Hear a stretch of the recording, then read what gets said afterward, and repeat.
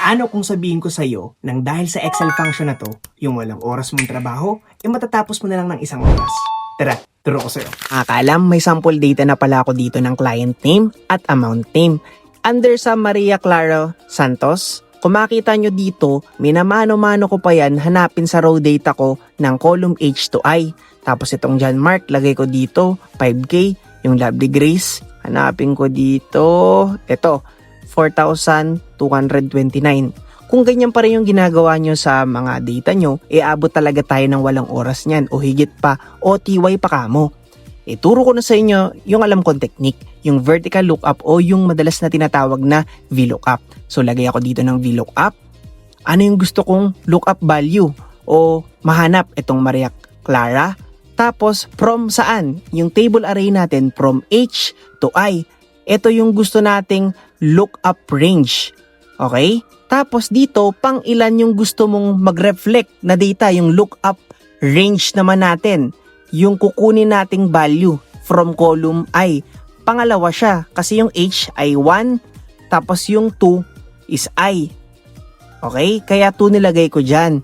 Tapos comma, 0. Kung makita nyo dito, sakto naman, di ba? Ngayon, next natin, hindi lang sa specific na sheet pwede ka mag-VLOOKUP. Pwede rin sa ibang sheet. For example, ito, report ulit.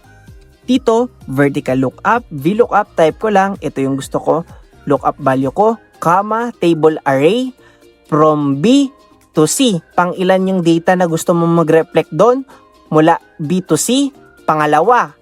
Okay, tapos comma, 0, ibig sabihin ng 0, exact match. So, 3.5, si John Mark Oreta, 5K.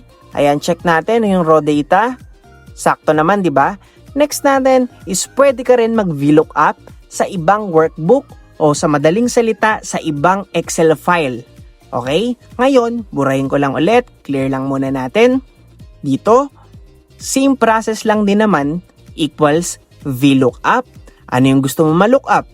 Si Maria Clara Santos, comma, saan hahanapin? Syempre doon sa file natin na raw data. Kumbaga, other workbook, other Excel file, pwede yon. From A to B, pang ilan yung gusto natin mag-reflect na data? Pangalawa, kasi yung column A is 1, yung column B is 2. So, kaya 2 yung nilalagay ko dyan. So, 0, ibig sabihin, exact match.